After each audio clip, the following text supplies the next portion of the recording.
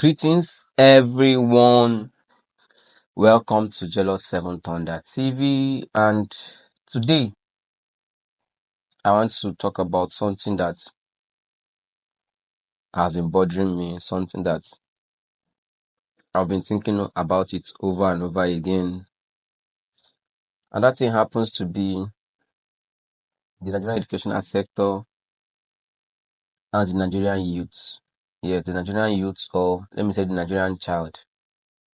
You know, um, they just celebrated Children's Day 2025. That's May 29th. And I looked at the whole thing. It gave me concern.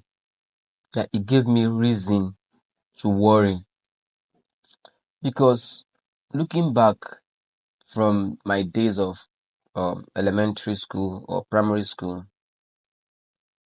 that we used to do this parade, march parade. We go to the maybe local government headquarters or go to the state headquarters every Children's Day, to do this parade. And it was something that we look forward to do every year. We'll make sure that we match very well. Then we usually go with white socks. Then our school uniform. If your school uniform is bad, you during that period, like you go and get a proper one that can serve that purpose. Like even if it's torn, because then when we were in primary school, our swimming from time it is torn at the armpit here, it's torn here on the neck or somewhere. Is either you can save money or you can beg one uncle somewhere or you can do one job or one tax to ensure that you raise the money. Either you patch that uniform or you sew a new one entirely. So, but these days or these years, I've been looking at that program. It's no longer as it should be, as it ought to be. There has been like a steady decline with people paying attention or wanting to do it. But it has not really been like we used to go. Then they used to reward the first school, the second school, and all that, and all that, and all that. And it has not been like that anymore. And then coupled with the thing that happened with JAM this year and then WAEC again, it began to give me concern because, of course, I'm one person that love education. And I thank God that God was able to provide for my parents to give me the best of education they could afford. Because looking back in my primary school days, they had this UBE. I don't know if they still have it. I think they still should have. Yes, they should still have it. It was a UBE, that's a Universal Basic Education, where every child was mandated to go to school no matter what. So if your child gets to a certain age as a parent, you're not permitted to keep them at home. Yes.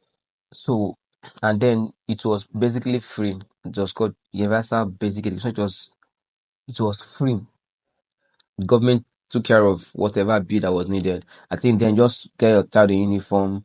In fact, at some point they were even giving us uniform. I remember at some point they were giving us uniforms. They were giving us footwear and socks and all that, and whatever school bags and books. Then, but recently, I'm not seeing it that way. Especially our government-owned schools, the buildings are decaying, they are dilapidated, they are nothing to write home about. No chairs for students to sit and study and write. The school building, in fact, some of them, I've seen some videos recently, some of them, there are no roofs. Some, oh God, the roofs breeze has blown them away, and then when it rains, they can't learn in those environments. It's so painful. I remember the times that we look forward to going to school. If we're on long break like this um August break, and then we are in the house, we'll be crying. We'll say we want to go back to school. I want to go back to school. But then, what is wrong? What is happening to our educational sector? I remember sometime in 2020. Yes, then I just finished my university education. I was among those that I was on someone's comment section then on Twitter, now called X. And then somebody was saying that school na scam, school na scam. I was among those who debated on that. That was a live. They went did this thing in Twitter live. Like I was there giving reasons why education isn't a scam. Yes, and I remember then I went to the bank to pay in some money, and the young person, young fellow like me, to met me and was asking me to guide him on how to fill the bank teller. And not even that. What was what made me to raise an eyebrow was when he told me to help him and spell 75,000 naira. Now, I'm not blaming this young fellow, but what I'm saying is this. What I told them that day was this, that school is not a scam. If that person got proper education, spelling 75,000 naira wouldn't be an issue. And these and more are the things that as a person, I frown at, because I don't want our society or our system to generate to a point where the basic of the education, that's reading and writing, is now lacking. Because I've observed education in Nigeria, there is serious brain drain, ranging from the primary sector to the tertiary sector. There is a serious brain drain. Professors, lecturers, teachers who can afford to go abroad for greener pastures have all gone. In the primary schools, you will see one teacher will be taken from primary 1 to primary 6. One teacher. In fact, there was an incident that was contacted because I love education, like I said, and I have my ways of going about these things. This woman happens to be headmistress. Yes, she's a headmistress, but she's still taking classes from primary 1 to primary 5. Then they were talking about, look at, this is a community now coming together to look for the young students who just maybe just finished primary school or who just finished secondary school, that they will employ and pay monthly to teach in the community primary school. Maybe you don't understand that. So a community came together, contributed money. In fact, some people pledged a particular amount of money that they would drop in monthly in order for them to be able to employ young people, maybe young school leavers, that will handle classes that we teach in their community primary school, because there were no teachers in that place to teach the students. It is that bad. And it's disheartening, because I remember in my days of primary school, under this universal basic education, there were people we call supervisors, and they visit periodically, maybe every month or every 2 months, at least each term, they will come around. And what do? They will check the teacher's lesson notes. They will cross-check to know if the teacher is teaching according to the scheme that has been released. And they will mark it. And I also remember then that each week, each teacher will submit his or her lesson notes to the headmaster or headmistress of that primary school for them to assess what they are teaching the students. So there was check and balances, there was order. Now imagine this era where you are even begging and looking for people who could just be in the classroom to teach those students. It is disheartening. Now, straight to our schools, our secondary schools, or that's high school. Most of the government owned schools are nothing to write home about. The structures are dilapidated. Most of the teachers who are there are being owed salaries. Do you understand? They are being owed salaries. And then some of them that have reached the age of retirement, but because there are no hands to handle those classes, they refuse to retire because of the passion they have for the students. I knew one old man, Mr. Wilson. He taught me, he used to teach further maths, physics further maths in my secondary school days. The man was old, but you could still see that he had the passion to teach us. He would struggle to use he used to use bike then, struggle to come to school early morning.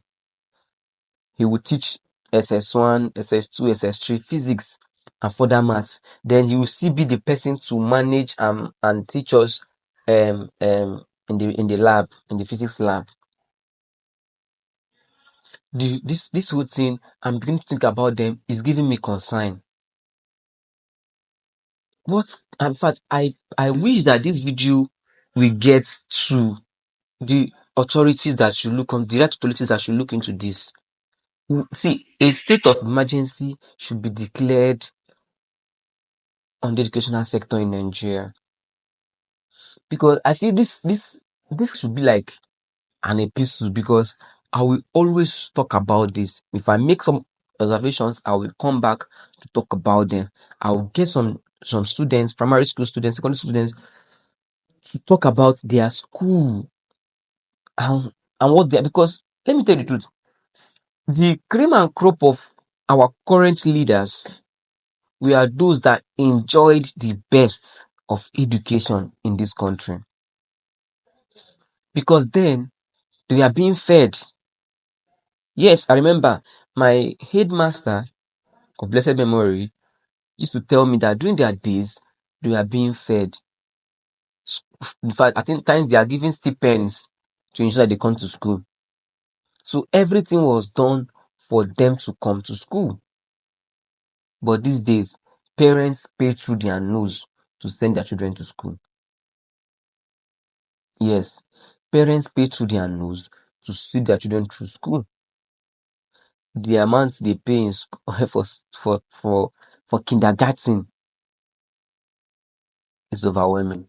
Talk more of primary and secondary students. In fact, talk about university. It has become so bad that, in fact, even if this video lasts for an hour, it will not be able to encapsulate or be able to deal with every issue that I've noticed and observed with the educational sector in Nigeria. Please, something needs to be done. The government, looking at the government budgeting, you see that 15 to 25% of the budget is budgeted for the education. Why? How much is that? What will that do? We have lecturers and teachers who are not well paid. We have science laboratories that are not well funded. We have teachers who are not well taken care of, because periodically they should be sent for teachers training. Yes, I remember those days when teachers are sent for teaching practice. Like you do a lot of programs to revive and rejuvenate and resuscitate the teaching habits that is dying, because over the years they have been doing the same thing. And at times life is changing, technology is advancing. I feel that teachers should be taking government should organize upgrade classes for them. Some of these old teachers or old lecturers find it very difficult to use the computer.